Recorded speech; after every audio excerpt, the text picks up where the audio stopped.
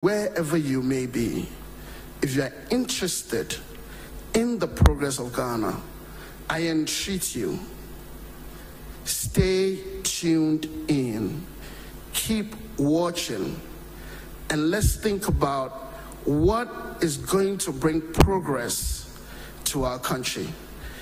You can join us. In fact, we need you to join us.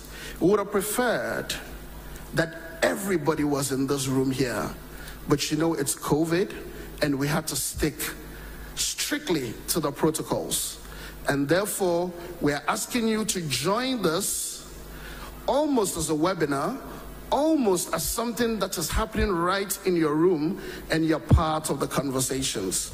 So you can join us on WhatsApp, and the number is 055 148 3158.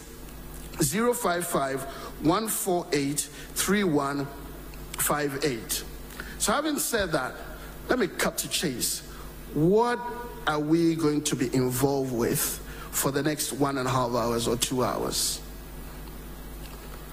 Ghana is the land of gold. We've known that for many years. In fact, the Portuguese came to Ghana in 1471 when they had discovered gold. The Elmina Castle was built in 1482, and it was called Castelo São Jorge de Mina, which means St. George's Castle built on the mine. 1482. So how long have we been mining gold? 1582, 100 years. 1682, 200 years. 1782, 300 years. 1882, 400 years. 1982, 500 years. To 2021, we've been mining gold for more than 530 years. But gold is not the only one. There is salt. There is manganese. And there are all these incredible minerals. But what do we as a country get from these minerals that God has so graciously put under us? Well, since independence, we could not mine the gold ourselves. So we brought in companies that could mine. And when these companies mine, we take a percentage share. The more they mine, the more we get. But if for any reason they are unable to mine, we get a pittance. But there's a problem. The problem is that the royalties which accrue to us, or our percentage share of what we get from what they mine, we use these royalties to fund parts of our budget. So if they're inconsistent or undependable or they fluctuate, then we cannot be able to consistently fund our budgets. So we got a bright idea that how about if we use these royalties to guarantee dependable cash flows so that we can fund our budget, so that we can use this. Now, in 2018, government set up Act 978, or Parliament passed Act 978, which established the Minerals Income Investment Fund, or what has become known as the MIF. Now, among other things, MIF is charged by the law to invest some of the incomes that we get from our mineral resources. The law is one thing, operating the law has been another. In 2011, we tried under Professor Tamils to set up the gold company. We suspended it. In 2020, we tried again to invest our mineral resources. We suspended it. The question is why? Why haven't we been able to do it? Why have other nations been successful at it? So today, we are inviting you to get into this thinking of whether we should, we must, or we can even invest our resources from minerals or our royalties from minerals. And that's why it gives me great pleasure that wherever you may be, you should join us today. So ladies and gentlemen, if you're here and you're excited to be part and you're home, let me hear you give me a round of applause or give this.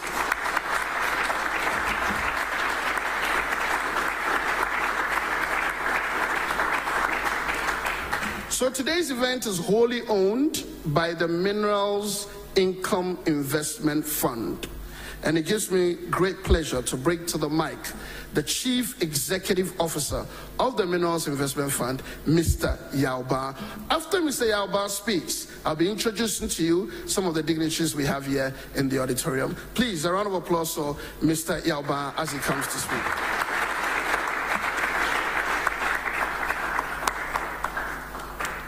Oh, don't stop.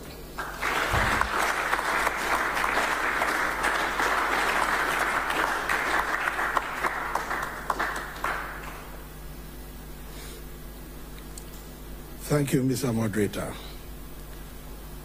and good afternoon once again. And you are all welcome, our guests, ladies and gentlemen. I'll be very brief on this topic, since you might have heard a lot about MIF, that is Minerals Income Investment Fund. This fund was set up in the late 2018, that is August, by Parliament of Ghana. And what is contained in this act? I think Ghana has a history with regards to production of minerals. And currently, as I'm speaking now, if you look at the table, Ghana is the leading producer of gold, beating South Africa and others. They follow in that order. The Minerals Income Investment Fund, like I said, was created by Parliament of Ghana in 2018. That is Act 978. And I will limit myself to the objects and the powers and other few things of the Act. If you look at the Act, there are three main objectives of the Act. The first of this is that, like our moderator said, Ghana has reached a stage that we need to maximize the value of income generated from minerals, income, that is minerals. If you look at, like, compared to that of cocoa, Ghana reached a stage that there was the need to add a value to the cocoa product. And in a similar way, we of MIF is looking at this picture in a larger way. That is, through maximization, we'll be adding a value to the money generated by these mineral royalties. Two, the second aspect of which I'll be speaking on is that of the Section 3, that's the powers of the fund. And if you look at the powers of the fund, among the important one is MIF has been clothed with power to use this resource to create extra income for the state. And how do we do so? It is through this monetization that is in a very transparent and acceptable and responsible manner. So through these powers, MIF was able to create what we call Agyapong, to enable us to enter other stock exchange markets to generate further income for the state. And if you look at the Act, of all the revenues collected, 20% of this 100% is not part of this Agyapong transaction. That is Agyapong, which is 100% owned by the people of Ghana. it is 80% of this that will be going into the Agyapong transaction. The 20% will be ceded to that of the Mineral Development Fund. That is, it's not part of the transaction with regard to. So I just want to make the picture clear that first 20% of all the royalties collected, 20% will be going to the Mineral Development Fund, and this will be paid out to the various agencies like the STU and various schemes and mineral, Mencom and whatnot. That's where they derive their money. And of this money, that is 80% left. MIF will be owing 51% of this. So it's only 49% that is will be sold at the external market. When Parliament passed this law, subsequently there was the need to pass other subsequent acts, which will make the MIF to be able to stand on its own and progress further and achieve the goals envisaged under the Act. So this led to the subsequent passage of other ancillary agreements like investment fund, relationship agreement, and whatnot by the Parliament of Ghana in the late, that is somewhere around September of last year. So MIF is on the path to achieve the objectives envisaged under the Act. And one thing I want to remark, as His Excellency the President, during the inauguration of MIF, said that it is a sad chapter that this country will be in this vocation for over 300 to 400 years. But we own the gold, but it appears we don't own it. Why am I saying so? Look at other nations like South Africa, other neighboring West African nations. The gold in these countries are indigenously owned. Just to bring your attention that the recently millionaire, is even almost a billionaire, who has been elected as CAF president in the person of Mr. Masope. I think anybody who knows him, he is one of the indigenous Africans who own a large chunk of gold in South Africa. And the major benefit of this nation owning it is that when these monies from gold go outside, it comes back to the nation because it is indigenously owned. So per this very act, one of the objectives of we of the MIF, and going by the wisdom words of His Excellency the President, that Ghana has reached a stage that there must be the need to encourage indigenous investment in this area. Because in Ghana we've been doing well everywhere, but it appears our gold are all foreign owned. And also just to clear misconception regards to, we have only 16 mining companies that will be part of this Agyapong concept. It's not all the mining companies in the country. And also concluding, Ghana continues to sit on gold, and we continue to sit on money, because apart from the gold, we have other minerals like the quarries, sandstone, manganese, and others, of which we of the MIF are working seriously around the clock to see how we can prepare and push this one for make the nation achieve its major objectives. Thank you, Mr. Moderator.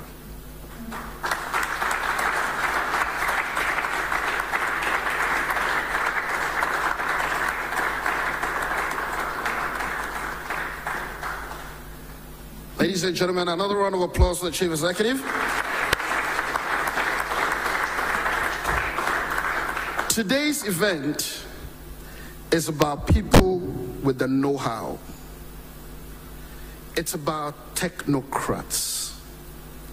It's about people who have experience with the conversation and how to do it. So this is about the Minerals Income Investment Fund. Yes, and the Chief Executive alluded to the Agyapong deal. Today's conversation is much bigger than the Agyapong deal. It's about the entire architectural framework that we should work with.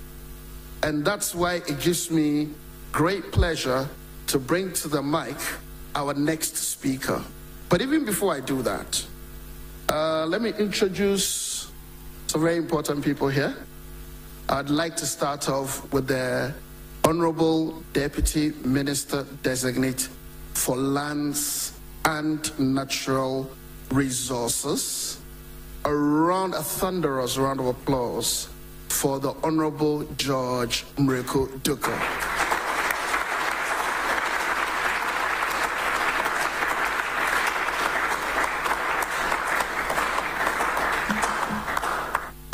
And Honorable George Mreku Duka is also the chairman of the Mineral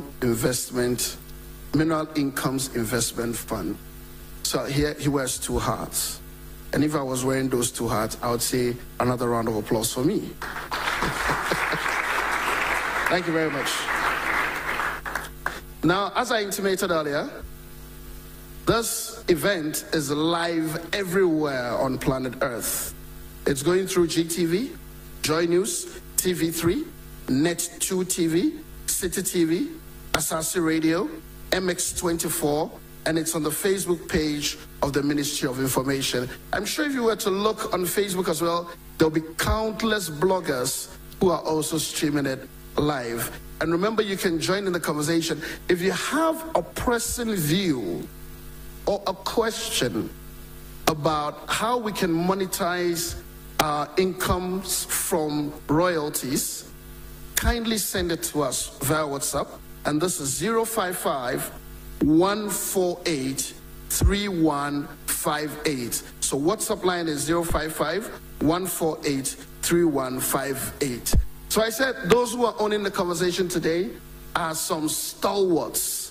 If we were in Chi, we would say some ekukudam who have knowledge of the deal, and they'll be sharing their knowledge with us. So let me first introduce to you Mr. Kwame Atta-Nneoma-Mensah. Because we're in Legon, we have to say these things, right? Because Kwame Atta-Nneoma-Mensah is a resource governance expert. But he's a product of the Oxford Blavatnik School. So he went to Oxford, and he went to Paris School of Mines, and he's been doing this job for 25 years. So if there's anybody who can speak to these issues, he is on the stage today. And please put your hands together for Kwame Atta-Nneoma-Mensah. Kwame, let's see you. Kwame, let's see you. Don't be so modest. Thank you. Kindly sit down. Sorry, Kwabena Atta-Nneoma-Mensah, not Kwame. Kwabena Atta-Nneoma-Mensah. Kwabena, please forgive me. Kwabena Atta-Nneoma-Mensah. So a round of applause for Kwabena.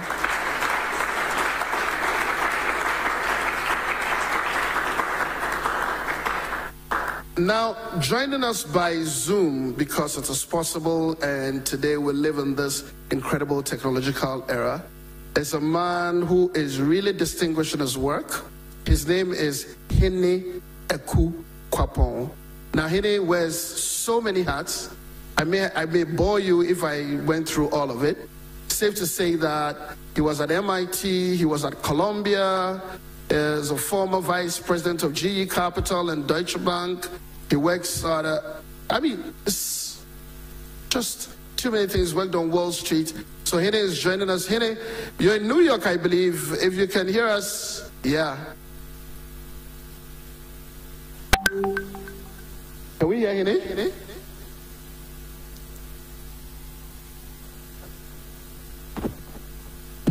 So a round of applause for Hene. Hene, allow us to give you a round of applause.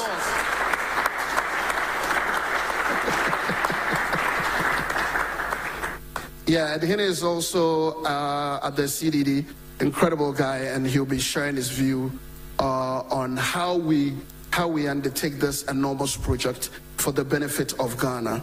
But here today, it gives me great delight to bring to the mic our principal presenter today. He's worked in structured finance and intermediaries for over 15 years. He's been involved with many of the things that Ghana has done. He has close knowledge of how to monetize resources, and therefore permits me to bring to the mic Dr. Carl Odami Genti And he's going to be our main presenter for today. Thank you, Carl. Thank you. You've got 30 minutes to bring us to your incredible mind and what you believe we should be doing. Another round of applause for Carl. Thank you very much. Hi, how are we? How are we doing? Right. So again, it's a great privilege to be here this afternoon, and good afternoon, everyone. Those who are watching us, it's good to be at your premise today. Let me say a big thank you to the Minerals Investment and Income Fund, and of course the Ministry of Information for organizing this lecture. I mean, these are the sort of things we are looking out for in this country, where we will all come together, dialogue, look at solutions and how best we can move this country forward. So thank you very much for organizing this event. And also let me take this opportunity to wish everyone happy May Day. Workers' Day today is Workers' Day for us, and I believe those who are watching on radio, who are listening to us on radio, watching on TV, and even on Facebook, it's good to come your way again. In fact, I'm really honored to be part of this discussion, which has gone on for some time. But indeed, today we are here to look at how best we can address all the issues. So, in brief, we'll go through my slide, and let me be quick to mention that the views I express here are my personal views and does not really reflect the institution I work for. So these are my personal views. Right. So in today's presentation, I'll look at global outlook, how globally global outlook looks like, trends, concept, how mineral investment and royalties even outside is being handled, and also give some recommendations. And I believe we are here to provoke ourselves. How can we move this country forward? So that will be our key focus for today. So globally, I mean, facts and figures are there. They don't lie. IMF is projecting that global growth is around 6%. As we speak, the vaccine about 1.13 billion has been doses has been administered worldwide, and also about 3.2 people have died out of COVID. So in fact, COVID is here with us and we cannot do away with it. But in the midst of all this, there is still prospect for stronger and economic recovery. Emerging fiscal stimulus packages from government are giving all over stimulus packages to help countries come out from this situation we find ourselves in. There are also worrying signs that the gap between economies might increase. That's to say that the rich will be rich and the poor will be poor. But in times like this, we are all looking at how best, even in this pandemic, we'll be able to come out of it successfully. Now, from a global trend, in terms of how gold is performing, I mean, we all know gold as a safe haven benefited immensely from the pandemic in 2020. And this was really sustained by continual monetary easing by major central banks. However, in 2021, gold prices are expected to sort of reduce to about $1,740 and about from $1,793 in 2020. So it tells you that globally, gold prices are taking shape, and it's important that as we are having this discussion, we put that into perspective. I mean, we have also seen a sharp rise in U.S. interest rate around 0.2 to 0.25, which is giving a stronger dollar weight on the gold recently. But a rebound back economic activity and a lower gold price have provided opportunities for consumers and strategic investors like us. So really, there's a lot at stake on the global front where gold prices are trading and what is required from us. But it's important to know that spot prices for gold in 2020, gold prices were peaked around 1,009 thereabouts, which tells you that is the highest in history. Gold prices moving up to 1,009 in 2020 was highest in history. That really presents opportunity for us as a country. But the question we want to ask ourselves today is that, have we taken advantage of all the opportunities we see? Today in Ghana, gold mining is dated back in pre-colonial era, and it has been the mainstay for the lives of Asantis, the Dentra, Wasa, Akan and other state economies.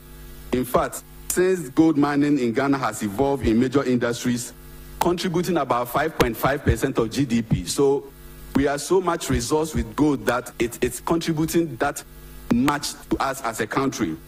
When you go to Obuasi today, when you go to Takwa, Pristia, Pifu Praso, Hunter, and the likes, gold is in abundance. But the question is, how have we been able to take advantage of all the mineral resources we have today? Last week, I was in Obuasi for some event, and when you get to Obuasi, it's just Obuasi as you see it. The question is, have we been able to leverage on the gold we mined in Obuasi and capitalize on it to develop the country? It's a question we all must answer. So, over time, various major mining companies have been set up in Ghana and supporting with the developmental agenda. The last time I checked, we have about 23 mining companies. The key 6 of them being Anglo Gold, Ashanti, Asanko Gold, Goldfields, Chirano, Golden Star, Pesos Mining, and the rest. And out of these 23 mining companies, just 3 of them contribute about 53% of the revenue we have in Ghana. So it tells you that, and the painful aspect of this is that all these mining companies are foreign-based. So some are from US, some are from Canada, Australia, South Africa, and the likes. All are foreign-based. We don't have today a local mining company. We can say that this mining company is for Ghana, and for that matter, we can be so much confident about. And this is because mining is capital intensive. You need a lot of resources to put up a mining. But all the mining companies we see today are foreign-based. So today we are here to provoke ourselves. We are here to have the discussion, the dialogue, devoid of any other things you may think of. But how can we move this country forward in terms of leveraging on the resources we have to support our country? Now, and this is evidence, the names I mentioned is evidence on the impact it has had a couple of years on the economy. Today, the mineral royalties from 2007 was about 40.8 million, the mineral royalties we have as a country. In 2010, it rose to 144 million cedis. In 2014, it rose to 470 million. In 2018, it was 705.26 million. And in 2020, the mineral royalties in the country was just 1 billion. So look at all the mining companies and the mineral royalties which comes to us as a country. Is it not a time for us to start the conversation? Is it not a time for us to have those thought-provoking discussions to see how best we can move this country forward? Again, from 1990 to 2019, total gold production has moved from 946 per ounce to 4.792.29 per ounce in 2019. So gold production is on the rise. But then, how have we been able to stand and how have we been able to take advantage of all the gold production which is ongoing in Ghana? This is why we have to have the discussion. This is why we have to start the conversation and see how best we can take this nation forward. But the good thing is that South Africa has been in the business for only God knows how long. But today, in 2019, Ghana has overtaken South Africa in terms of gold mines. And I think it's a good development for us. If for all the years from only God knows how long we've been trailing behind South Africa, in 2019, we have been able to take the lead and supporting our gold industry is something with which we think we should be proud of. In other countries, comparing to the likes of Sudan, they produce about 76, Mali 71, Burkina Faso 62, Tanzania 48, DR Congo 52, Zimbabwe 38.7, Ivory Coast 41.9. So Ghana as a gold producing country, this is the time we have to have those discussions which will move the nation forward, and this will help us to put our resources into good use. So, but the point is that the nation has not been able to fully benefit from the gold as expected due to a number of reasons, which I'm sure viewers watching, those listening to us on Facebook, you know what the answers may be. But more importantly, I believe that it's because of our inability to track our gold resources. Our oil revenues are being tracked well and utilization is on track. But the question is, on gold resources, have we been able to track them as expected? It's something we have to address. Again, our inability to use gold resources to leverage on additional resources to develop. We have not been able to do that. These are key questions we must address. International gold companies extract value from Ghana's resources, and there has been limited reinvestment in the gold sector. As I mentioned, about all the mining companies are from outside. Majority of them are from outside. Canada, Australia, US, and the likes. Have we been able to redevelop the gold that they took away? When these gold mines are depleted, the question is that will Ghana be able to live with any royalty resources and no income? Ghana will be left with no royalties, no income, and no resources. So this is why it's important we have the conversation on mineral royalty. Is it good for Ghana? The question is, the answer is all of us to answer. The question is for all of us to answer. Is it good for Ghana? It's something we have to look at. Furthermore, even though we have been mining for over 100 years, and as my colleague said, we have been mining in Ghana only God knows how long. The painful thing is that our mineral royalties contribute less than 1% of total revenue and grants. The whole mining in Ghana, our mineral royalties is less than 1%. So, for example, in 2011, our total revenue and grants was about 12.6, and out of that, our mineral royalties was just 222 million. In 2019, being more recent, our total revenue and grants, that's excluding mineral royalty, was 52.3 million, and out of this, our mineral royalties were just 1 million. So you see, we as a country have to really do something about this. It's not a time to say this person has done this or this person has done that, but what's the way forward in terms of managing our royalties to an acceptable level where we'll be able to develop the country? I think it's very important we discuss that.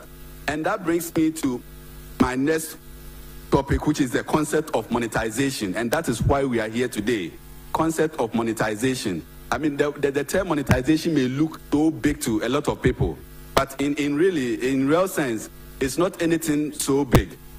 A gold royalty is just a contract that gives the owner, i.e. the gold royalty company, the right to a percentage of gold production or revenue in exchange for an upfront payment. And that's all what mineral royalties is about, being monetizing it. So gold royalty companies use this contract as a way to finance mining companies in need of capital. Today, if a mining company wants to set up, they have to go to the bank to borrow. And because of single borrowing limits for some of the banks, they will not be able to raise that needed funding to set up the capital the mining companies will need. At best case, the banks will say that let's syndicate and raise the funds for the mining company. But when we have a mineral royalty company in place, this is where we'll be able to say all the mineral royalties we have in this fund, let's leverage on it and support our local mining. Again, we have not seen that our local mining sector is developing. It needs investment, but it is not there today as we speak.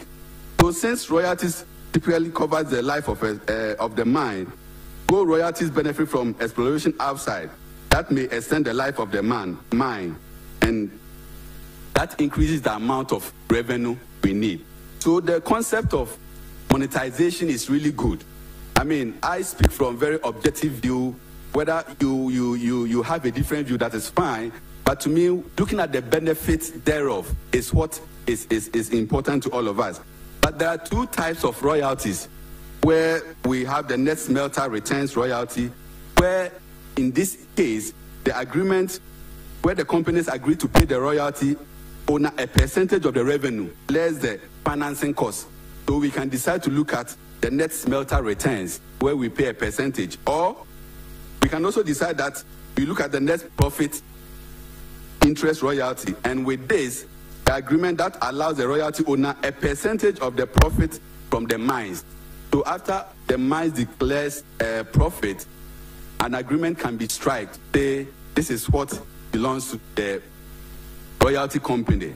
So in today's discussion, there are a few things I want us to look at.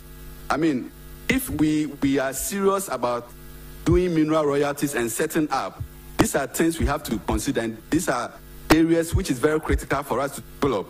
One, we must review the scope of all agreements. I mean, when Agyapong came, there were a lot of discussions around it, and I totally agree. If people don't have much information, they may have sentiments they may express, and that is why today we are having a discussion, a forum where we can discuss the pros and cons of setting up a mineral royalty company to support this. Again, we have to consider safeguarding against the risks of undervaluation. This is something a lot have spoken about, but again, I'll leave it for us to discuss. How are we going to do the valuation in terms of the concessions that has been given? It's very important. We have to also look at how we can disclose assumptions underlying the valuation. So when we are discussing like this, people have resentment, people want to understand what actually went into the valuation of the royalties.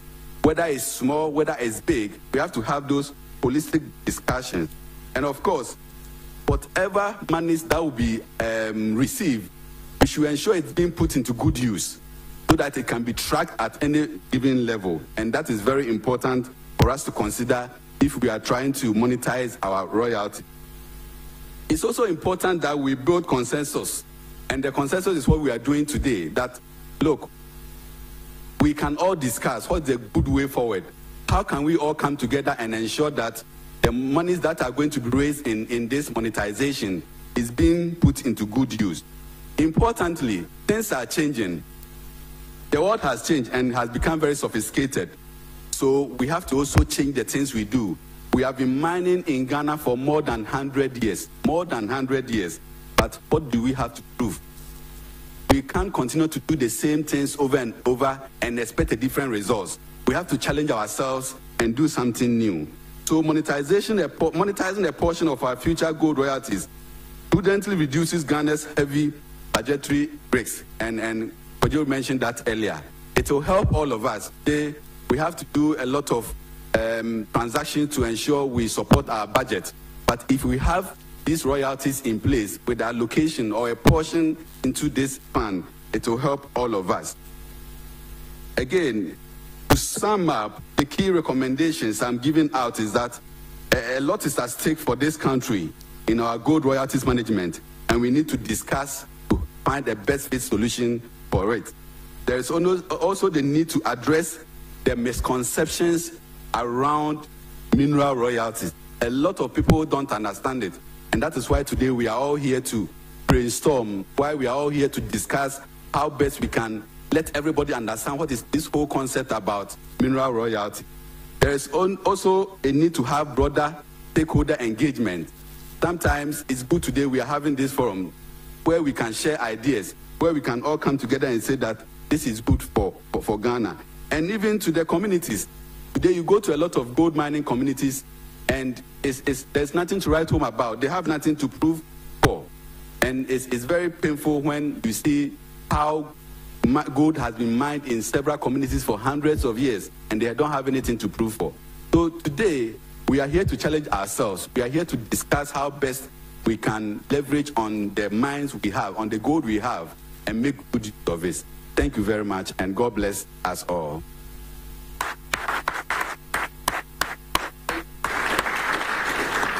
Ladies and gentlemen, another round of applause for Carl. Carl.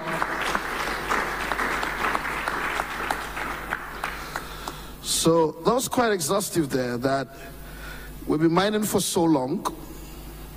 We haven't been able to leverage the resources that come from our gold, especially the incomes that come from it. Gold accounts for 5% of our GDP. So that's a lot of money. If the GDP conservatively is $60 billion, gold accounts for 5%. That's $3 billion. So that's no mean money.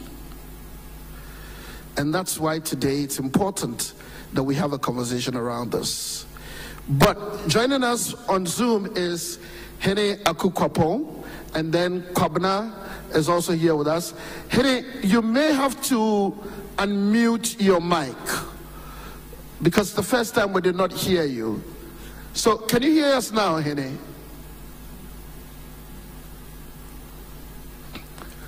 Kindly unmute your mic.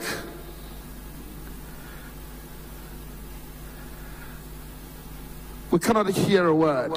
I can hear you now. Blessings, Hene. Can you hear me now? Everybody around the globe can hear you now. Thank you for joining us.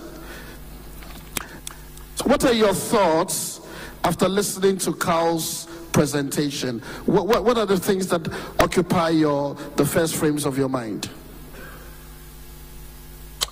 Okay, well, let me begin by thanking you guys for giving me an opportunity to actually be part of this. One of the things that I think we need to do is to take a step back. When I started working for Deutsche Bank on commodities, and specifically doing a lot of structured deals in gold with places like Peru and Mexico, one of the books that my boss gave me to read was a book by a guy called Peter Bernstein. And the book was titled The Story of Gold, with the subtitle of A History of Obsession. And when you read that book, one of the things that you notice is that gold has never really built any country in this world. And because there's an obsession that we all have with this gold that often at times obscures a lot of things that we need to do to actually make it beneficial for the country. The comment that the presenter made, for instance, I think the CEO also made that comment that Ghana is now the leading producer of gold, and we've passed South Africa, right, among African countries, which is great. The problem is that is actually quite a bigger problem, because the only reason why Ghana is now a bigger producer is because two big South African companies are doing more in Ghana.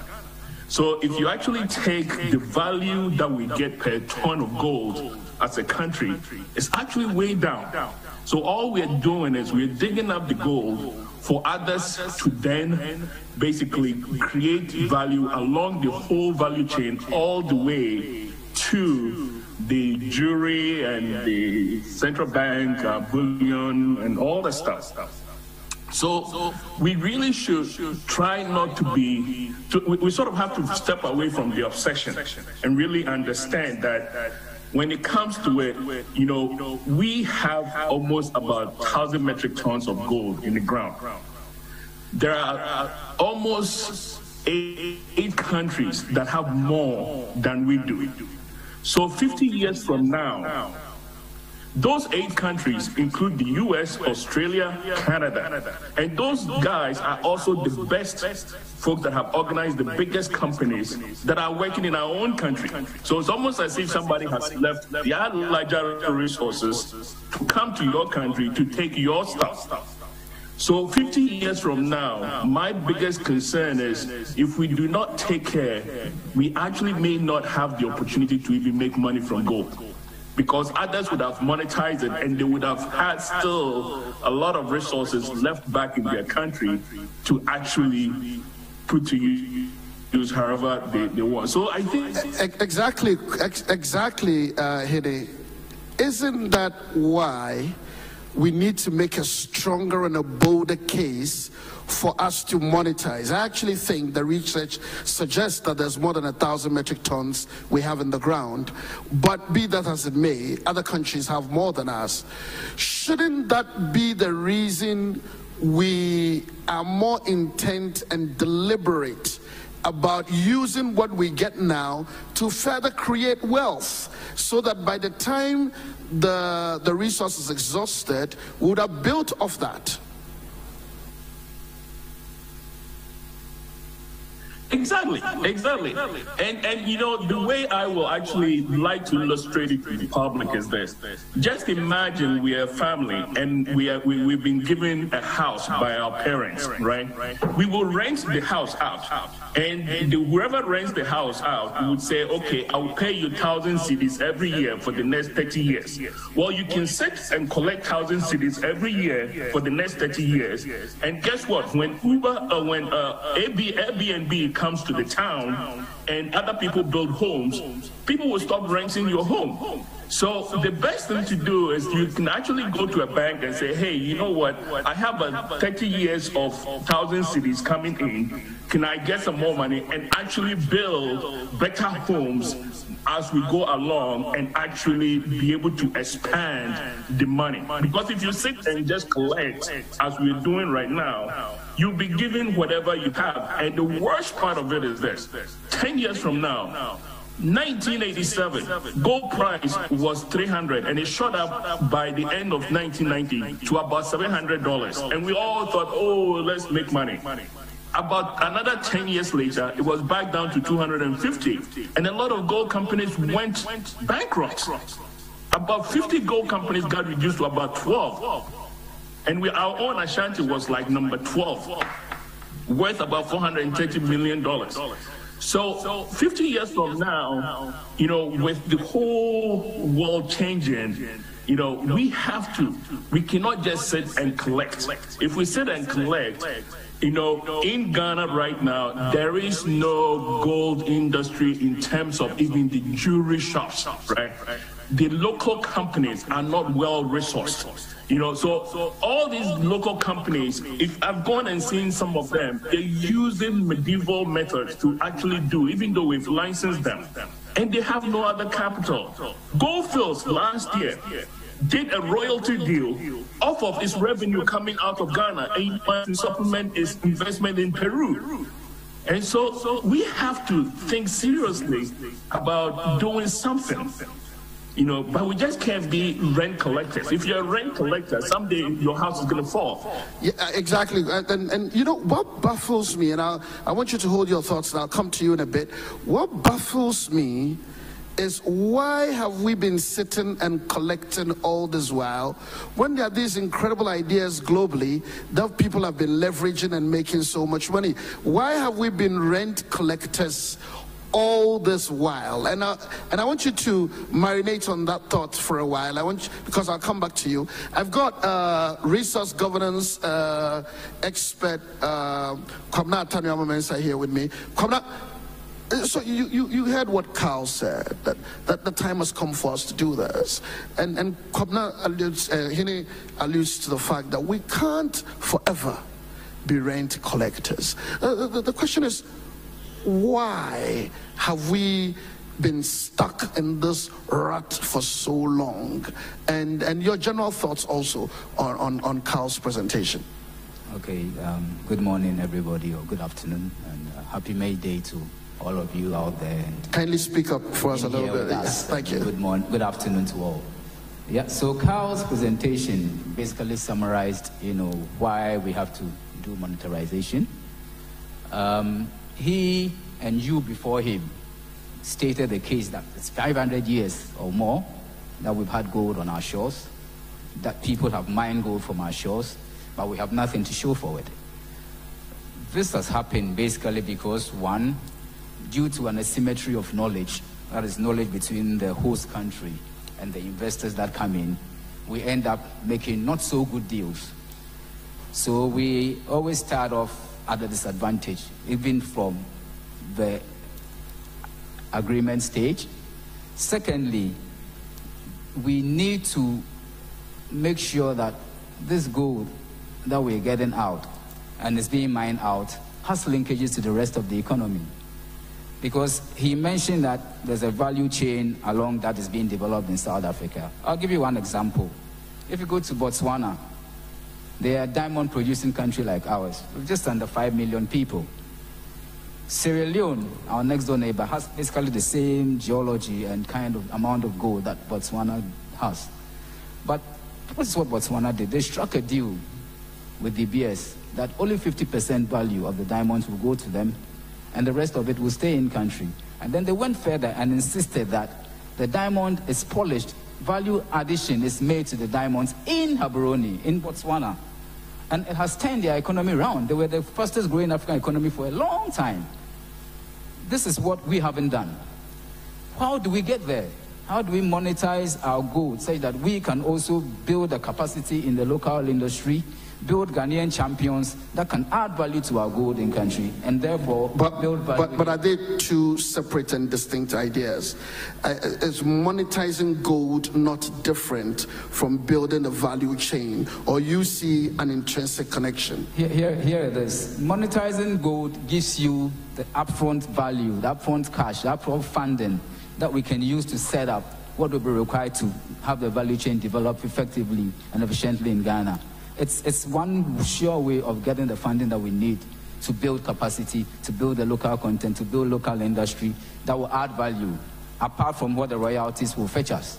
So yes, I am all for, take the royalties, put it in a monetization policy and in a monetization structure like we want to do, and then from it, we get the funding that we need to build the capacity. Basically, we need to build the linkages along the value chain for not gold only, for manganese and for some of the other minerals that we are mining. I'm glad that the government has taken bold initiative in regard to the other minerals, bauxite and iron ore. That's a game changer for us. If we can do same for gold, as we haven't done in the past 100 years, with this monetization thing, we are going to be still where we are 10 years. I'm tempted to go off the seams a little bit, even though I want to stay with the discussion. You see, when you say, okay, let's monetize and use the money to build the capacity, people are not so sure. When you say you use the money to build the capacity, you actually get around to doing that. And they may not give you that confidence or vote of confidence to say, okay, because of that, monetize, or because of that, go ahead and monetize. How do we assure the people? Somebody was listening to me in Wenchi today, or someone was listening to me in Obuasi. How do you assure that person that taking money, monetizing, will duly get into building capacity for the value chain development? Well, I think that's what gave birth to the MMIF. And it's a very bold initiative that has taken source. It's grounded in the Parliamentary Act 1978. It's been amended in 1024, and it gives the MIF the chance to bring in an SPV that will manage it independently. So for those who are doubting whether this will go what to do, the MIF is the answer. They've been set up and they're being resourced to make sure that they take the resources that will come, the royalties, any other stream that will come from our gold mining, and invested. And through that investment, the growth, the linkages, the growth that we require from this industry will be realized. But if we leave it as it is and the royalties come trickling in and there's no central body to manage it and to make sure that it's prudently utilized so that the revenue is spread equitably and on time, we will be where we are now. So the initial question I actually had two parts. One was Carl's presentation, which you've ably commented on. The second part was, why have we been stuck in the rent collection mode all this while? I mean, since independence. Because basically before independence, when people mined, they took it to the country for the value chain to be developed. But since independence, we've been stuck in this rent collection mode. Why? Well, I think the answer is in somebody who is bold enough to go through it. I think there's been a first, and you alluded to it, there's been a first attempt by the NDC in 2011, about. The Agyapong deal with MIF was another attempt to do it just last year, 2020.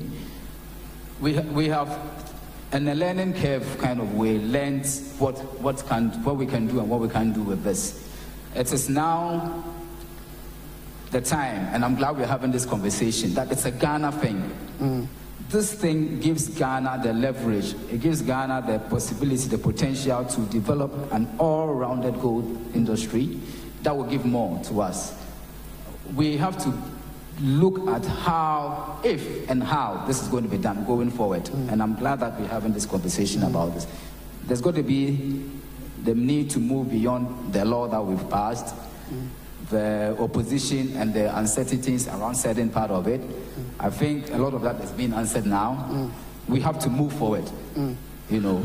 So we have to move forward. And Hene, stay with me for a bit, because I want to be coming to you. Carl, you said in your presentation that we need to review holistically all contracts, right? I'm worried about stability agreements that these mineral companies also have, which is supposed to safeguard against stuff like this. So when you say review holistically all contracts, exactly how do you mean? And how does that positively then affect what we intend to do with the monetization schemes that we are thinking? Right.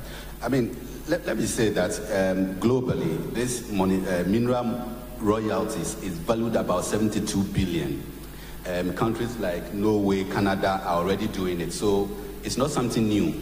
Let's put that on record. Mineral gold monetization is not something new, but it's something new for us here, and that is why there is a bit of uncertainty, mistrust, misconception, and all those things coming in. But the way they are structured has been made possible because all agreements were made open. There were full disclosures. So I believe where we are now, what the onus lies on us to be transparent in terms of what we want to do. I'm into academia. When things are coming for us to look at, we look at it from a very holistic view. We don't take one angle and look at it. So my point is that if there are any agreements surrounding mineral royalties, it should be open and transparent to everybody. Everybody must know what is in it for us, not as if people are trying to hide anything. And I believe when we get to that level, there will be openness and people will appreciate what we are trying to achieve. So the question I'm asking you really is, so you show up at the door of Anglo Gold Ashanti and you say, hang on, we want to renew our contracts with you and we want to review it. How does that work? I mean, that's why we have the MIF in place, MIF in place to do that. And it was set up by an act of parliament. They have the powers to go into that space. So they have to lead us. We have to have the conversation, let them know the importance of this to the country. But the rest, in terms of the nitty-gritties of it, we leave it to MIF and, of course, the legal team to support and guide that and provide guidance on it. So I think that's the angle which we should direct, and I'm sure it will help all of us as a country. Let me go to Hene in New York. So, Hene, you've been listening to us. I asked you a question earlier I wanted you to marinate on, which is, why have we been stuck in this rent place for so long? Now, moving forward, what should we get right? Is it structure? Is it the more ephemeral or soft ones like trust? What should we get right? How do we move this conversation forward for the benefit of Ghana? Right. So I think let's take a step back to the question of why have we been rent collectors for so long, right? There's a reason why. It's something that for the first time I think we have to have the courage to accept. What it is that countries developed because they build great companies that solve their biggest problems for them. You know, all these countries that actually are very big in gold, what they have is on the private side, they've been able to create the conditions for private side companies to thrive and literally lead the effort as they monetize gold revenue across the globe. So one of the things that has held us back since the days of Agyapong all the way through the government is that we've never really looked at, we are very low trust society, and we've never really looked at the private side, that we actually need to create companies that literally we can be proud of and let those companies charge. Anglo Gold, Goldfields, all these guys are fully private companies from South Africa who have come and basically roaming across the globe making money for their country. The same way with Asanfa and all these guys from Australia.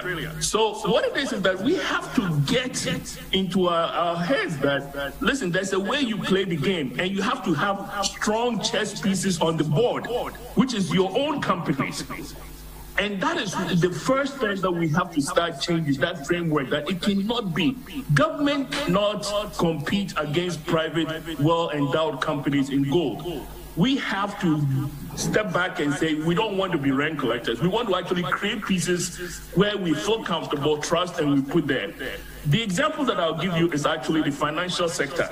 The reason why digitization has worked in the financial sector, the government pushing it, is because you have great financial companies in the private sector who actually have taken that and run with it and really, really invested in it.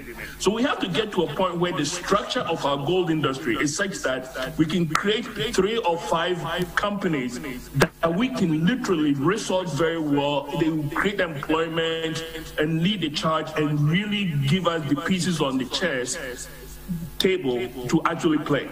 So that's why we haven't really gone anywhere with this rent collection. We have to move beyond and look at the private sector as the engine to actually do that and solve some of this problem. Yeah, not to distort your thoughts, but we tried. In 2011, we tried to do the gold company. We suspended it. I think that was an admission that we needed something more marauding, something like a juggernaut that could compete, a company that could compete globally. But we suspended it. In 2020, we tried again to set up a structure that would compete like you've mentioned, and again we suspended it. So what's responsible for this? Right. But here's the thing. Government cannot create the companies. You cannot create. A government cannot say, I'm going to create a company. What it is you put in the policies, the tax policies, the incentives, and we have people who are trying to do local mining. You have to basically put in the incentives for them to actually begin to merge and resource themselves. The government can't create a company. We can create an investment platform like we've created in MIF and use the money to find the right companies to invest in. So I think MIF is a great start, but we have to really think about how do we really use MIF to raise, but to actually look at the private side and say, listen, we need to just have our own pieces on the board, right? So you agree that, I mean, around the room, I think there's consensus. By all means, we have to monetize. By all means, we have to move away from being rent collectors, right? And I think also that MIF is a great platform.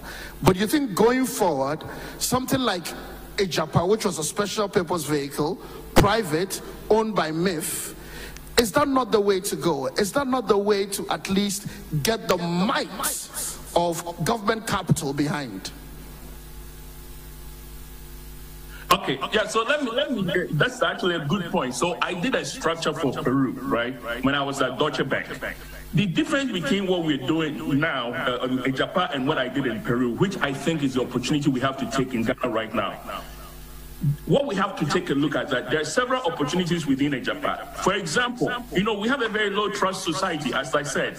So the offshore component, for instance, we should look at it as an opportunity to actually create an offshore in Ghana, in Accra, right, and bring it in Ghana. We can also create a tax regime in Ghana. We don't have to create it somewhere else. So we have to look at the opportunities that actually reinforce trust in our own people and make them feel like, okay, we're doing the right things, right?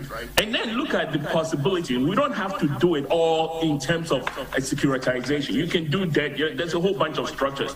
But what I'm saying is that before you do all these things, involve some of the private side where you come up with a full strategy, where people have clarity. There's no reason why some of the elements of Agyapong, it should probably be first listed in Accra, which is fine. If you want to list in London, US, fine. But here's the thing. You can raise capital anywhere. So we have to do some of these things to build a trust and let people know that we can actually bring in the private sector. Because guess what? When the private sector comes in, then you actually expand the problem-solving ability of the whole country, right? And the government can basically say, okay, all right, this is what we're doing transparently and whatnot. If you do a scheme in Ghana where it's an offshore, well, guess what? Goldfields, instead of doing its royalty offshore, they can basically say, oh, Accra is another offshore hub, so I'll do my, and then gradually you create the local conditions for the private side to step in, for the banks to begin to invest along the government and whatnot. So I think Agyapong is fine. What it is that how do we do it such that it builds trust? right? Thank you very much. So you think MIF is a great move, it's a great effort, but it's step one. We should even forward integrate to create a larger architecture that we can play in, and some of the opportunities that accrue to the space will include looking at, for example, using that to create or harness an offshore economy or offshore advantage, so other people can even use here as an offshore tax haven. So we need to be creative in the space. Yeah, exactly. What it is that there are several opportunities that we need to make sure it works. I mean, technical help. Technical help is very critical for this thing to be successful. And exactly. In that case, that means that you have to do it such that Ghanaians can be attracted back in Ghana to actually help you do this. Right? Exactly. And I think the government is talking about creating Ghana as a financial hub. So all of these things can come into play, which is really, really exciting. We're taking your questions on WhatsApp, 055-148-3158. And I'm getting questions from New York. I'm getting questions from Saudi Arabia. I'm getting questions from South Africa. So Ghanaians everywhere are tuned into this. And I'll be coming to the questions in a little bit. But Kwabena and Carl, we have all agreed that monetizing is the way to go. And perhaps there should be a little bit more transparency. But the fact that we can mortgage future cash flows today and leverage it is a fantastic opportunity. But then Henny mentioned that we live in a very low trust society. Walk me through why you think not the finance, not the unbelievable advantage of what we can do, but the social opposition is what made Agyapong and MIF and the gold company in 2011 all fall through. Tell me why you think, apart from finance, those did not succeed. Kwabena, to start with you. Okay, so champions of resource governance and the industry have mapped all this out.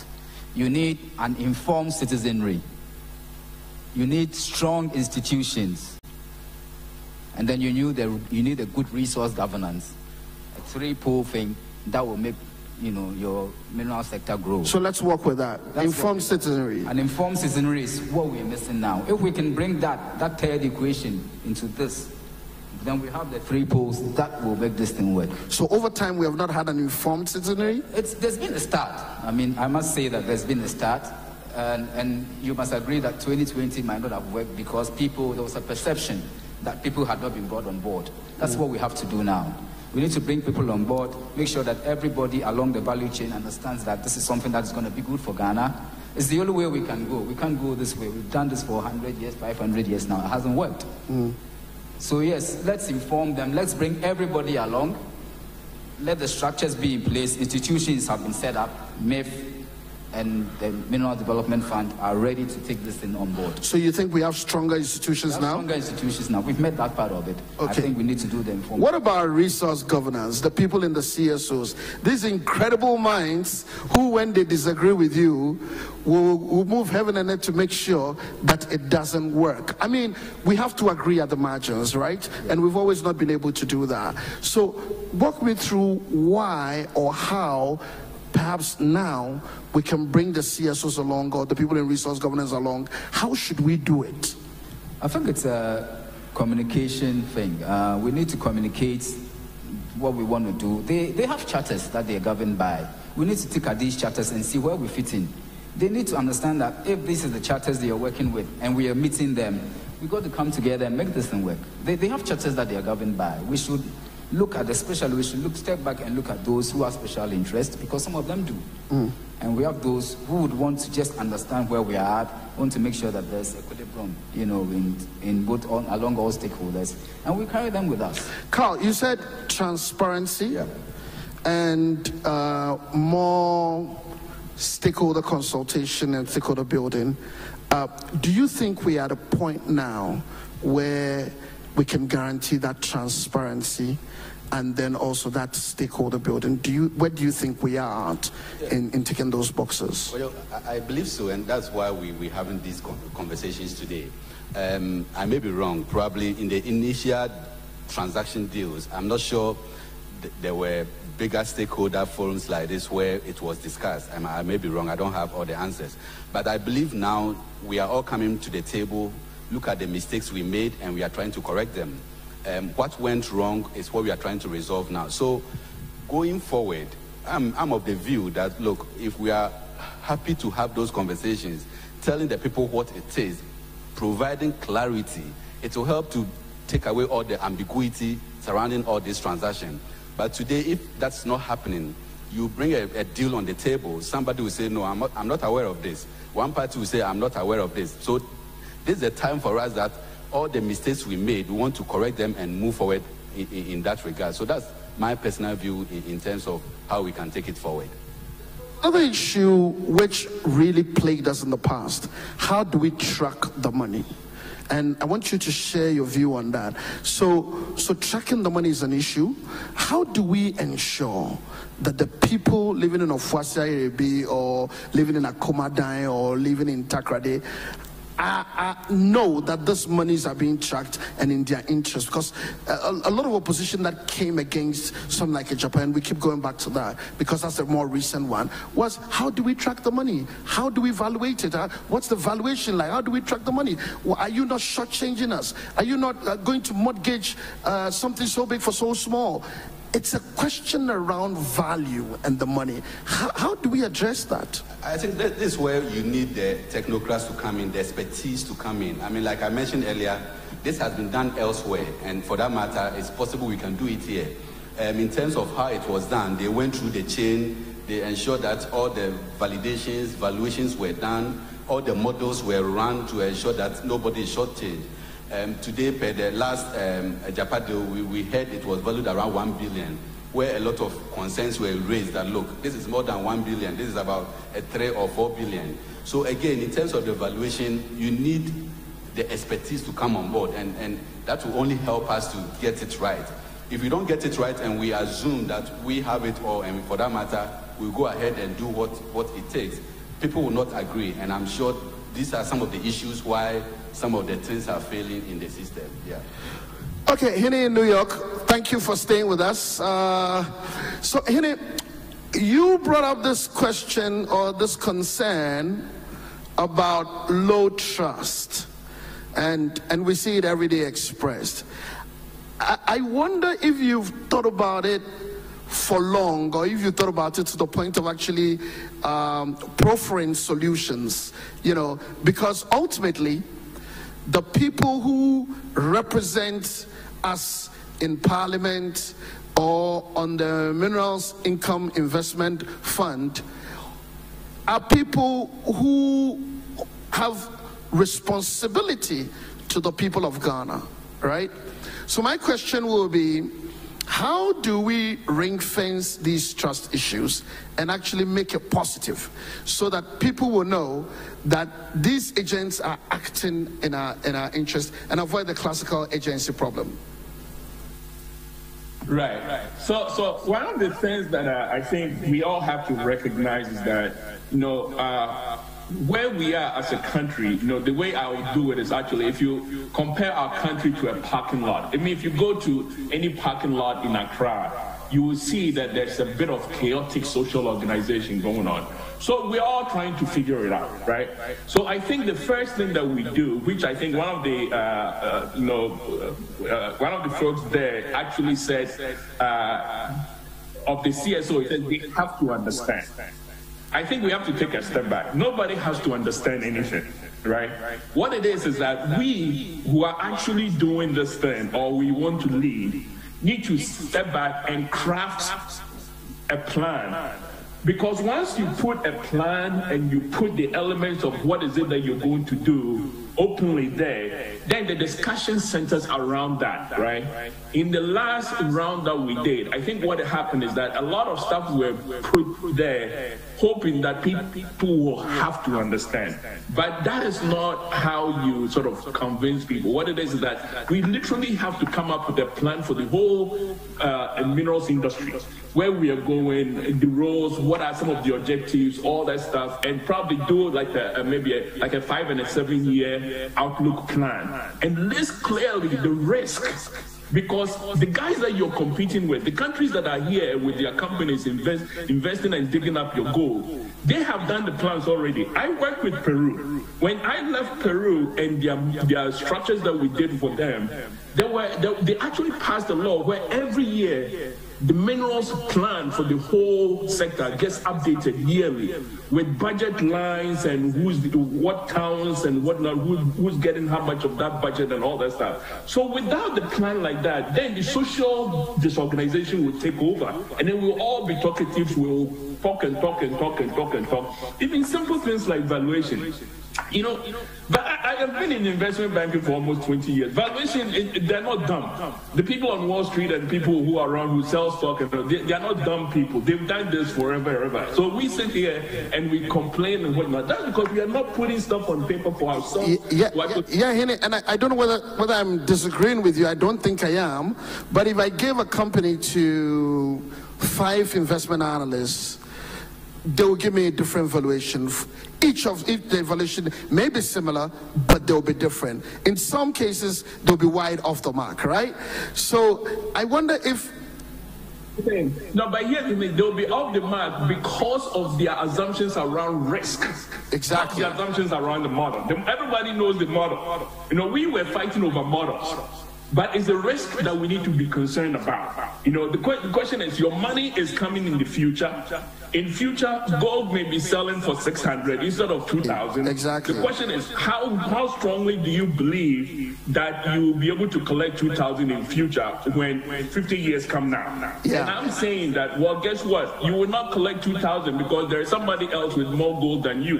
He can sell a lot more and bring the price down. So, my friends, think about the risk. Right? But I think we have to really sit in the room and basically say, okay, here is a proposal, a plan, end to end, and then have people have this. Let's just think about it. Thank you. So let me say a big thank you to our partners, because now we're going to the floor.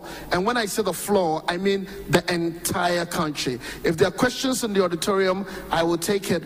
But there's so many questions flooding our WhatsApp line. So we know this has been grand. GTV, Joy News, TV3, Net2 TV, City TV, Asasi Radio, MX24, and the Facebook page of the Ministry of Information. Wherever you are watching us from, we are grateful that you could join us with your questions. So I'm going to be taking some of the WhatsApp console, and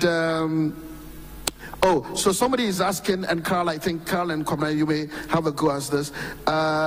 This is Frank Kwegia, and Frank is reaching us from East Legon. So is this similar to the transaction that was contemplated by the previous government in 2011 when they sought to create a company?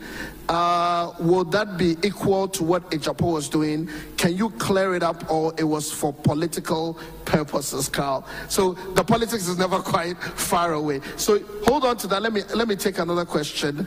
Godfrey from Ablekuma.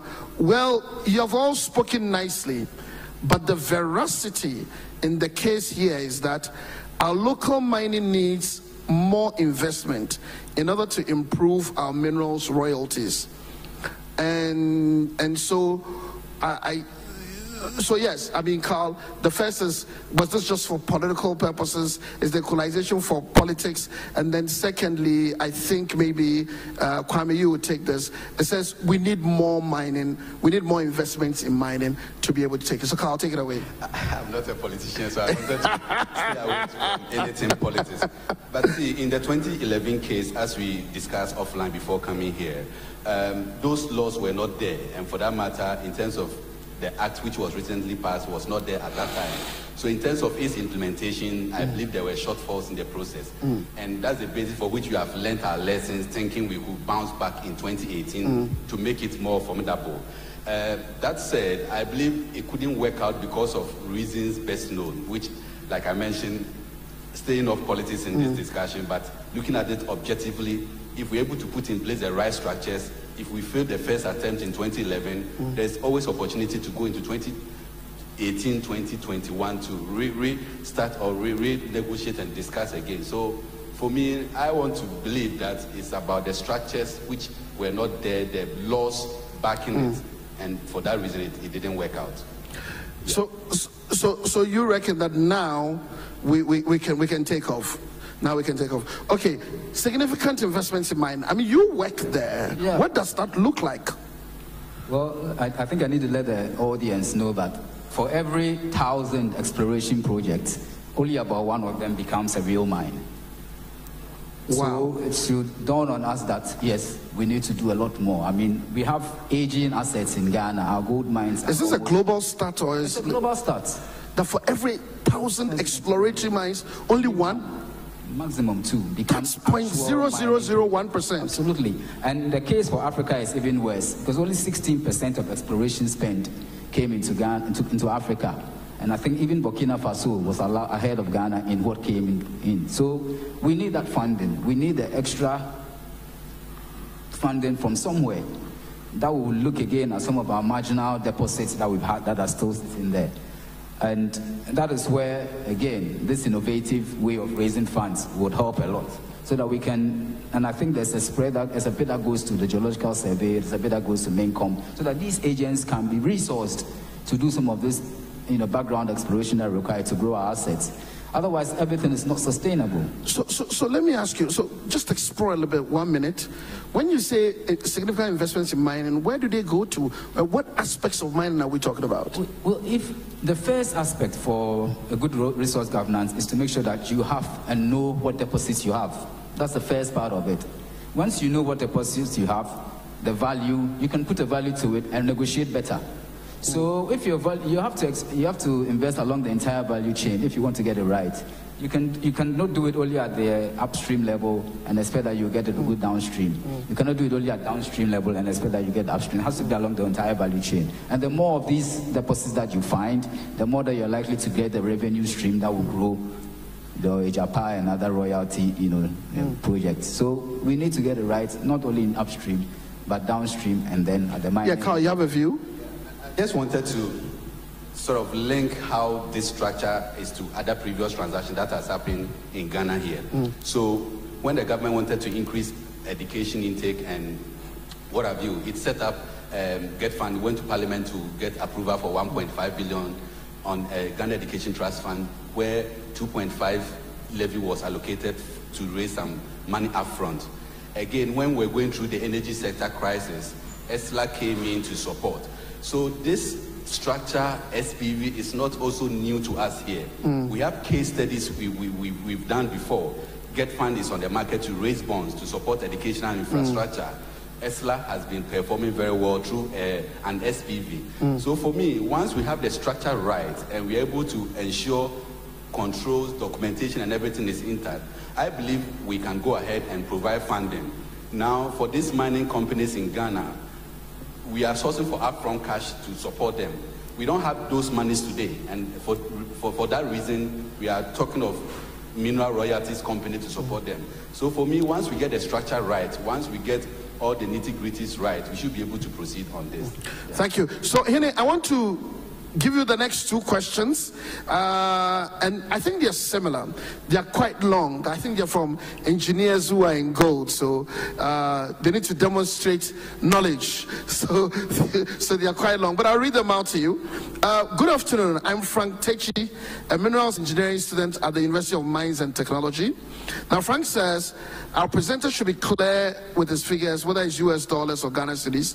He thinks it's about time we invested significant amount of money into exploration of other natural resources like diamonds, iron ore, manganese, bauxite, limestone, uranium. We can start with extensive exploration of the 4 diamond ferrous areas in Ghana at the Birim, Bonsa, Dunkwa, Nyamfo diamond fields in the country. Our geologists will be employed and government will be in the proper direction to indigenize mining in the country. Thank you. That's the first question, the first comment. The second is, good afternoon, Mr. Moderator. On the value chain development and capacity building and reinvestment of the mineral resources, I asked the question, government only owns 10% of mineral contracts in Ghana, and mining companies also have the liberty the liberty to pay royalties between 3% to 6%, but oftentimes go for the lower cut. Can we possibly review these two elements up? Again, we tend to collapse everything Ghanaian. What is the state of the gold refinery house and glass factory in Takwa? And we talk about reinvestment and capacity building in terms of local companies in the mineral industry in Ghana today. Dennis Inkua Buama Jabeng is a UMAT alumni, and he's reaching us from Sefiri also. So I guess the two, if you put them together, will be saying, how do we get more investments in this? And you design something in Peru. More so, how do we take care of value chain development? What must we do, specifics in the value chain development, so that more dividends will accrue to the country? I think when you couple the two questions, this is what they're asking for. Right. So think about diamond, right? There was a time that Ghana was known as an exporter of diamond, and we all knew Equatia to be in the storehouse of diamonds for Ghana. But here's the thing, next year, Ghana will make about $1 million in diamonds. The revenue has come down every year. The only difference that Botswana has gotten over Ghana is that, De Beers, as a private company, was able to strike a very lucrative deal where it basically invested heavily in Botswana's diamond mines, and because it has the technology, was able to also employ a lot of their citizens. So I keep coming back to this. From the value chain, the stuff that we have to invest in is just not the money. It's also the technical expertise that has to be there. But there's no other place that you can do it more effectively than actually creating the incentives for local companies to actually rise up. Often at times, actually have the expertise, to really, actually AngloGold, Ashanti. What you notice is that before they came to Ghana, Obuasi Mines was one of the highest costs, and they brought in all kinds of technology. They employed a lot of people, and they quickly found out that they could actually do a lot of the investments also to unlock value. So my point is, let's not just think about just putting money from the government. The government can provide the platform, but when in the end, we have to think about how do we get the environment such that local companies could either team up with external companies and create indigenous companies that could employ a lot more people, be more focused on creating value outside of Ghana. So that's what I'll say. I mean, you can't just put money into the current companies, right, just so they can employ people. Yeah, they can employ people, but they are not Ghanaian companies. So to me, I think I don't want to underestimate just the potential of the private sector to really become an engine that changes the outcome for us on this one. Thank you. So all put together, and we should be nearing the end soon. If there are any questions here, I'll take it in the auditorium. But all put together, when it's all said and done, and I'm going to start with you, Kwabena, because you spoke last from the first round. Where are we? Do we monetize? Should we go for it? How bold should we be? Is this what we need as a country? My off-the-head answer is yes, and I'll tell you why. There are 4 key points, and again, I must come from the resource governance aspect. There are 4 key points in managing your resource well. And one is to make sure that you know what value you have. Is to make sure that you invest it well, and then make sure that it is equitably spread. We are not doing the investing, obviously, or wouldn't be where we are. And as Henry has said, it's got to be in investing in local capacity, in investing in local champions. They would make sure that the industry grows and serves as a catalyst for other people, other locals. If in this system where we're having foreign companies run our industries and take away most of it and just leave 10%, it's going to continue forever. It's not going to be. So the investment must come through monetization. And when we monetize, and so far we haven't done any monetization at all. We have done some aspect of it. That's all from corporate social responsibility and stuff that's happened. What the companies themselves have proffered to us. We need to make them understand that, maybe put in some hard laws that will make sure that they add to these things that we want to do. Build the MIS, build the local structures, as I've said, that will make sure that we turn this economy around with our gold money. Carl? Yeah, I think our destiny is in our own hands, okay? When you go to South Africa and you go to something, you see how something is developed. You come to Ghana, go to Obuasi, and you see the difference so clear. What have they done right, and what are we not doing right? So for me, it's a good thing to do, regardless of how it's perceived. It's a good thing to do, except that the misconceptions around it, the issues people have raised needs to be addressed. And of course, they are genuine. You don't have it all. And for that matter, if people say, we want this to be evaluated in this way, it's important you listen and you apply. So for me, it's a good thing to do. Getting an SPV in place to handle mineral royalties is the way to go. Indeed, if you want to take off a lot of investment to support the local mining industry, this is a way to fund them.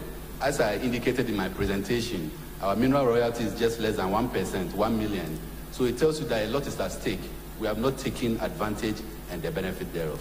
So by all means, take advantage, monetize, invest in the value chain, and turn Obuasi into something. You can put it that way. Well, I give you the last word. So let's look at some quasi-comparables. I think he's talking. Let's look at some quasi-comparables. So Ghana, we have not invested at all, not monetized at all. But Aramco, for example, in Saudi Arabia, all the money from there is going into some other incredible investments platforms. The Qataris have a similar thing.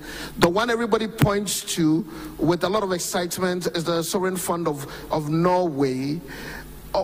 Do you see forward that Ghana could use the mineral resources through monetization to become like Norway, for example, or to become like the Qataris who have investments globally? Well, I would say not yet, because those are pure sovereign wealth funds. They have different mandates than what we've created. But this is what I would say. On the question of do we monetize or not monetize, right? The risk is if we do not come up with a plan and estimate how much it's going to cost to take that industry from point A to point B, and we do monetize and there's not enough money, then we'll be screwed. So my advice is basically we sure should take a look at the possibility of drawing up a plan that basically says, okay, here is the baseline, this is where we are today. In 5 years, in 7 years, in 4 years, we want to be at this point where maybe Takwa becomes an end user commerce center. Accra becomes, there will be a gold exchange. There will be 3 gold companies, or there will be this, 3 this. And then we estimate, okay, it's going to cost about $200 billion. And then we turn around and say, okay, out of the monetization, if we were to actually take payment for all the royalties we have, what will be the gap left? If it's not enough, if all of this is 1% of where we want to get to, then it doesn't matter whether you monetize or you're not monetized. You're not going to be able to pay for wherever you want to get to, right? So to me, I think the critical piece is for the government to actually work with the MIF to really establish the baseline and the plan and how much it will cost. And then decide based on that then you can say, okay, when I monetize some of these revenues, it will take this portion and then draw up a proper plan. Otherwise, we will sort of circle. We need to come up with a plan before we actually embark on the road of sort of saying, okay, how much can we get and how much can it pay for, and then the gap, where are we going to get? And that is where, if we know the gap, then the private sector becomes very critical, because government could start off with a royalty company, and then private sector could actually start off while also building on top of it private royalty companies based in Ghana who can actually go outside of Ghana and actually find more money from somewhere else. You know, I mean, we need more money from somewhere else, right? Other than from ourselves. We can just go to Burkina Faso where the royalty companies are doing business and find some money there, right? So to me, I think it's critical to think about coming up with a plan where we want to be, how much it will cost. And then when we do the monetization, we know exactly the gap and what we're looking at funding. So lay out the plan, cost the plan, and then monetize, or we can work and chew gum, right? So while we're seeking to monetize, we're also so it's not one before the other, on the same scale, right? Yes. And then, you know, if there's a gap, you can turn to the private sector and say, okay, government is doing this, we're going to monetize, there's a delta that's left. The banks, you know, we want you to work with MEF to actually create a fund or whatever, a private fund, whatever. So without a plan, we're going to fail. I think that is the critical thing. If we don't know what we're going to fund and we monetize, then I'm afraid it's going to be a tough journey for us. Ladies and gentlemen, everybody listening to us from everywhere in the world, that is how we'll draw a conclusion on this discussion. I think it's been quite stimulating. Would you agree? A round of applause for our panelists today.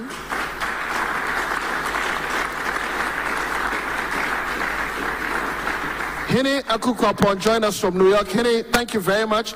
And bring some of that knowledge home. It's not only in Peru and elsewhere. And don't with only the beaches. Come home also. And we have a good coastline here as well. You'll enjoy it. Thank you very much, Hene. I'll be there next week. You owe me dinner. MIF will take care of that. Thank you very much, Hene. It's a pleasure speaking to you. Kwame, I keep calling you Kwame because my big brother was. Thank you so much for joining us. You're welcome. Thanks for having me. It's been very stimulating. And my takeout from what you said is there are 3 pillars to resource governance. You need to identify where they are, you need to manage them, and you need to invest the resources. And we've done 0 of that for 500 years. That's quite an achievement. Not 0. All right. And then Carl, thank you for such a presentation and bringing us all into this space. And where have the lights gone off? And thank you very much. So, hello? So yeah, the lights have gone off, but I can still have there's still AC in the room, so I think there must be a technical fault. But thank you so much, everybody who joined us. This has been a brilliant discussion. If you didn't understand the whole concept of the MIF, now I'm sure you're beginning to understand. And as we said in the beginning, this is about moving Ghana forward. It's Project Ghana. It's not partisan, it's not political, it's just what we must do, and we have the ability to do. So at this moment, I'm going to call on the Chief Executive of the Mineral Investment Income Investments Fund. He's been listening attentively to all the discussions.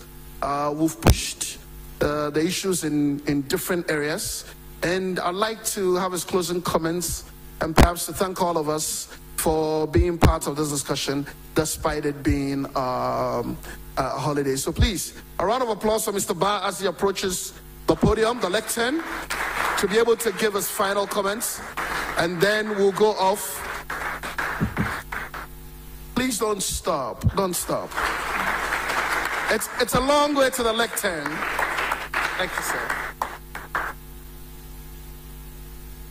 Thank you, Mr. Moderator. I'm short of what to say and best.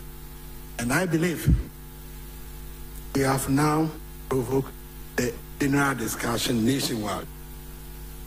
Some shortcomings which were identified during the promulgation of the law, I feel we have now started to address them. Especially, you listen to the discussions per our panelists, our experts, others who joined. There is a need for us to deepen, especially discussion. It's a novelty, and any novelty, it has its attendant misconceptions. I believe what we started, having provoked this discussion, which our Ministry for Information, very grateful for at least coming to our aid when we of MIF, I'm talking of management, and our board, of which we have our chair in our midst, tremendous work, in supportive with regard to when His Excellency gave directive with regard to attending to the various challenges after the passage of the ancillary agreements, which were to make the main act workable. Yes, our sector minister and the Minister of Finance, we are very grateful to you, and especially the Minister of State, waiting, Honorable Agyapong, who has been the campaign with regards to this very enterprise. We also appreciate what you have done, how you have assisted us. We of MIF promise that we've accepted the challenges, especially with the shortcomings and regard to the various education, because this brought some, especially the concession of the whole idea of MIF and its offspring, that is Agyapong, which will be spearheading this SPP enterprise. His Excellency's directive, we started working on it.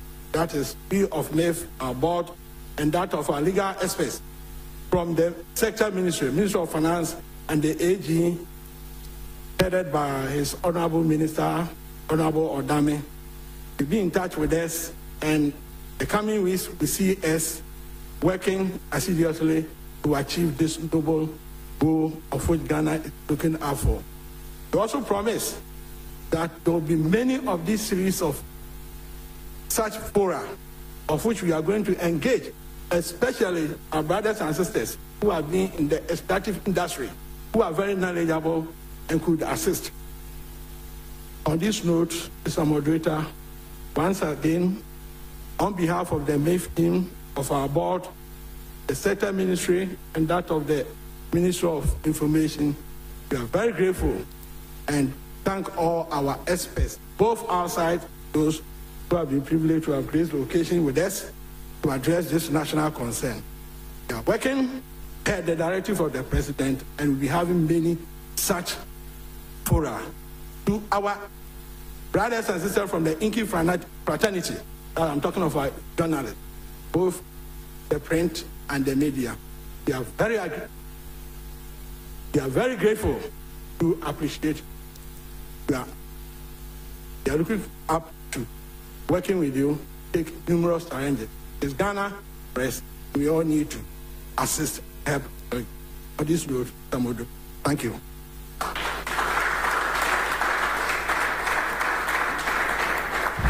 Thank you very much. We've got a few minutes to go off.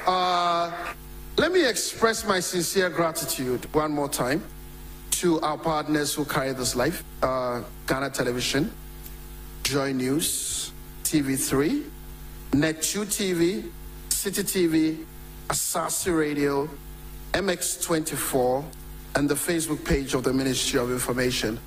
Gratitude also to everybody who joined us. Before we tune out or you log off, I feel a certain responsibility to just say that Agyapong really pricked my mind when he said, we've been doing rent collection for so long.